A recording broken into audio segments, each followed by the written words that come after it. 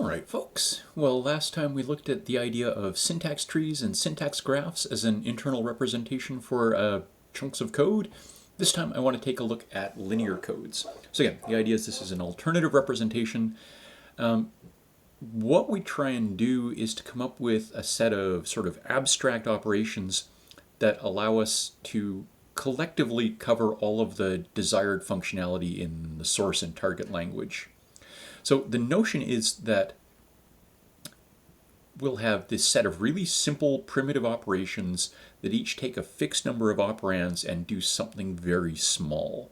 So we might have a copy operation that just copies from one variable to another, or an addition operation that works on exactly two operands.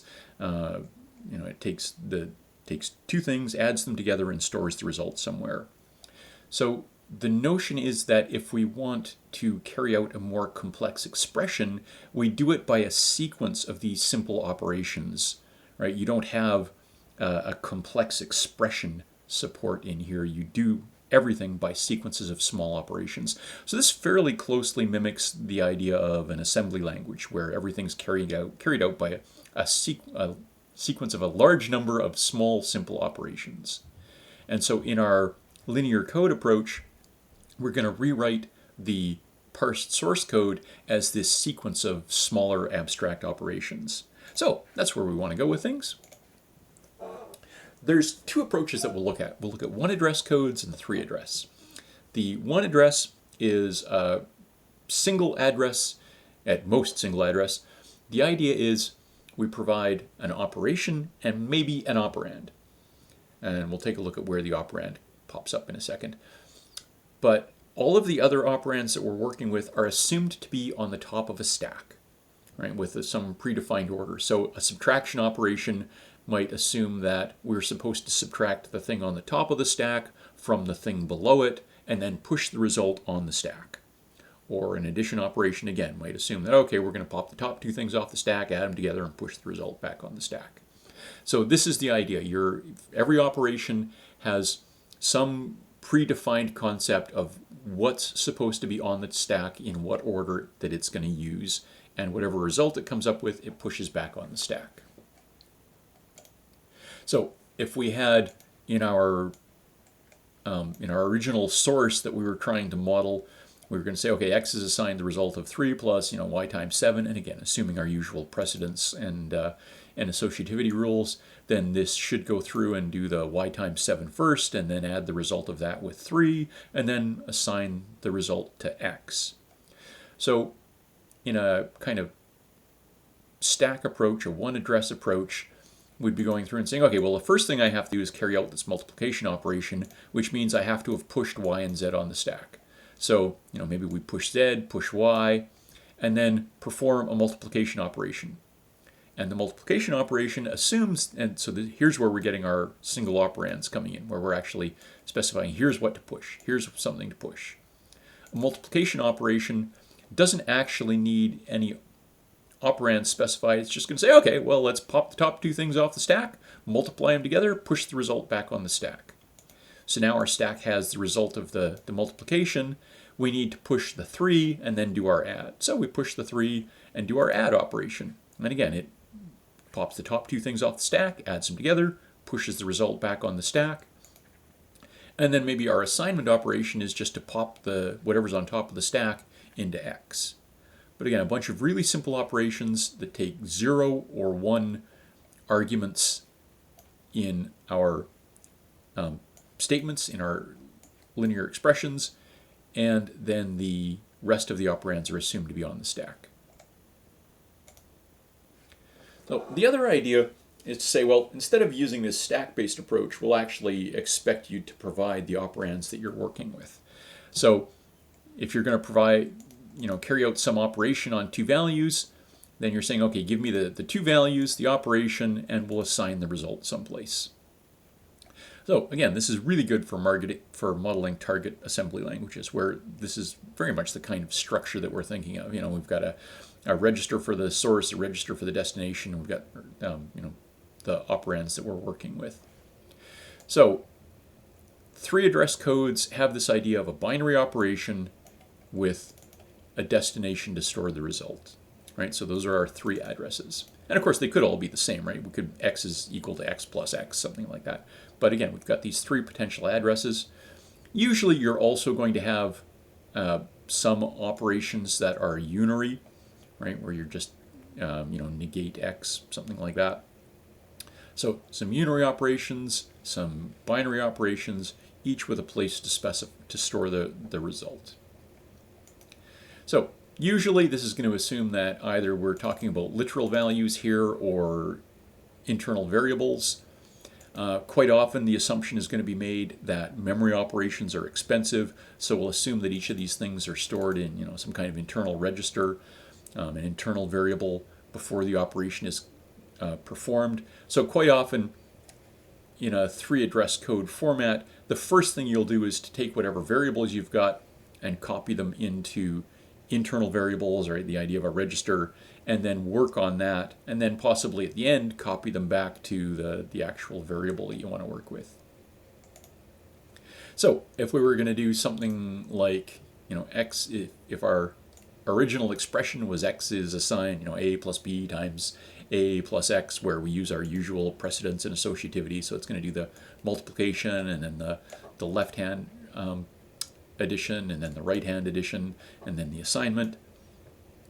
Then maybe the first thing we do is go through and copy the three variable values into our internal variables, our internal registers, if you like.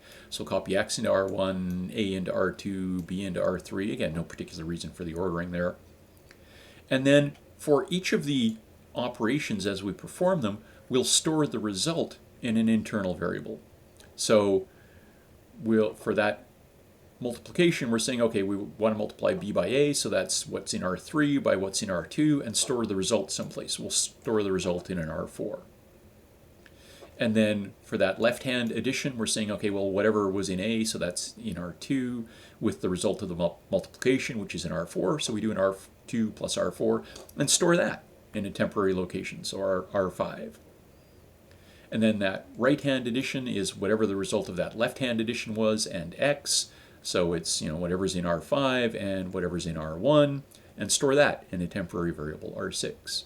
Right? And then we want that final assignment operation, so we'll copy whatever's in R6 back to our variable x. And so this would be the kind of approach we'd be looking at for modeling a more complex expression. Now, if we're going to need to support an entire program, then we've got all the various features like jumps and conditional checks and array indexing and all subroutine calls. Whatever it is you're going to support in the language, you're going to need some kind of support for that in the operations that you're coming up with for this abstract model. So you're going to have a whole suite of these 3-address operations. So here, just coming up with some examples using a kind of a C-like syntax for this, but you'd have a bunch of binary operations where you say,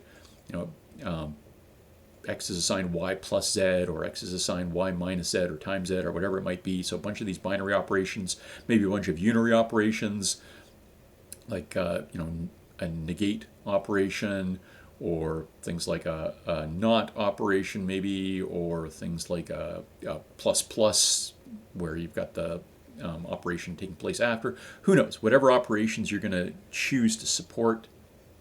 Again, this is going to be fairly simple, right? A small set, because we're looking at implementing more complex operations as a whole suite of things. All right, copy operation, conditional jumps. Maybe you'd have an unconditional jump that was just a straight go to some label. Maybe you'd want to go through and support kind of the inverse of that. So when you're looking at a kind of assembly level sort of approach, then you're saying, okay, well, it's going to be pretty common to say on this condition, jump to here, or to say the opposite. If it's not this condition, jump to there. Or again, you could have a negate operation that you used instead. You might want to support some form of array indexing.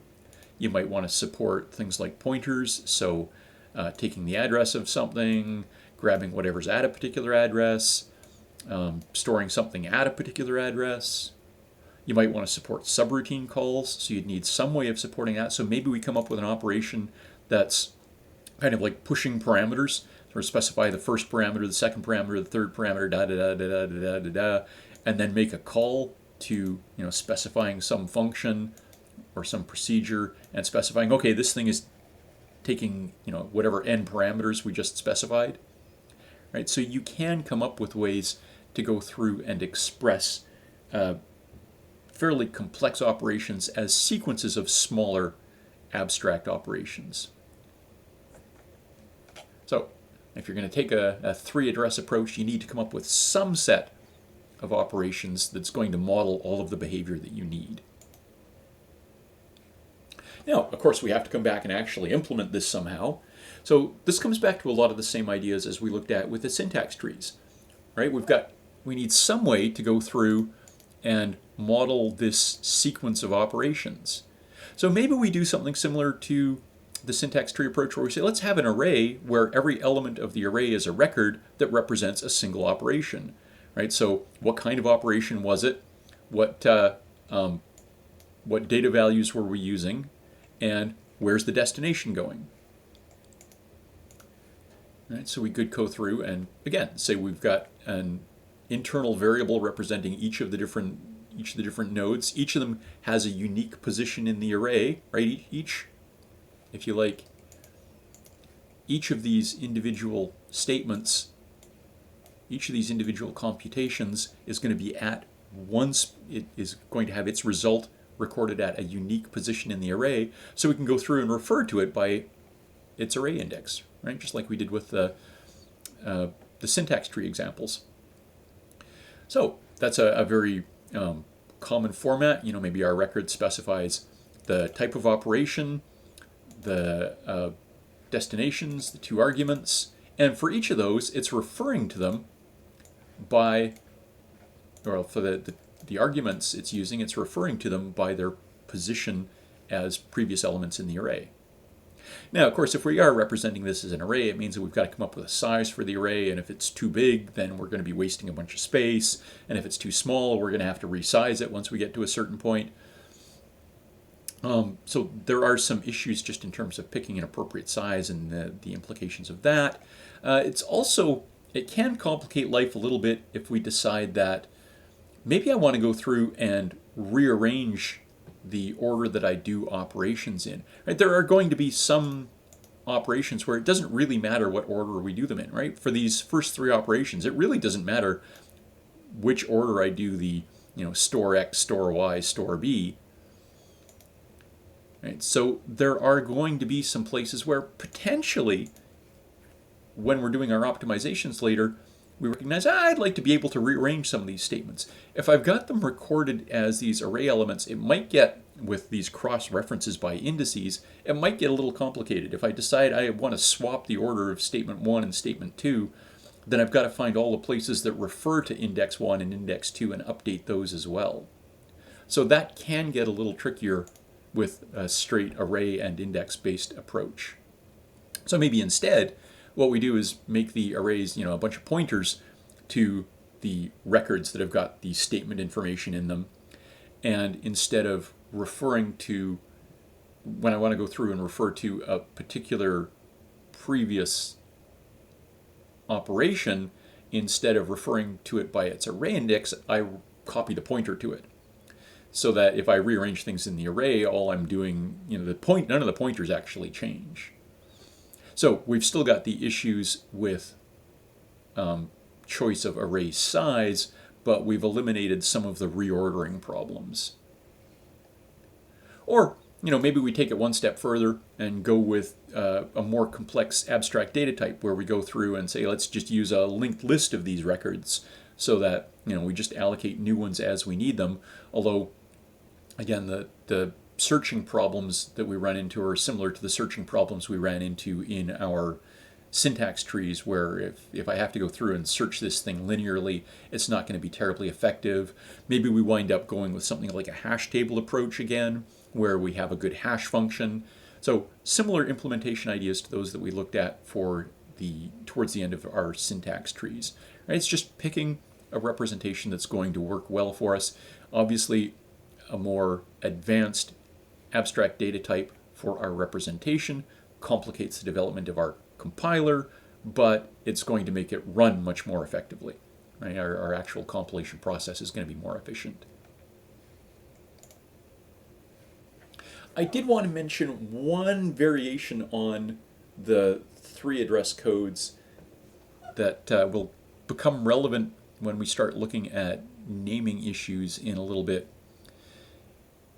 It's possible that we decide to use something like what's called a single static assignment.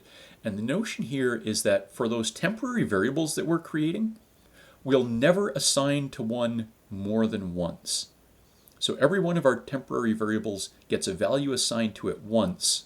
It might get used multiple times, but we never change the value in it. So this means that it's actually a fair bit more flexible. It's more code independent, right? It's not as dependent on the original naming that we used in the source code, the source language that we were working with. So if originally I went through and coded something up as, x is equal to I times j, and then y is equal to k minus x, and then x is equal to y plus a, right? So we're using the y values and x values that we've used previously, and we're updating the x value, and y is using that new x value, and then y is using its newest updated value.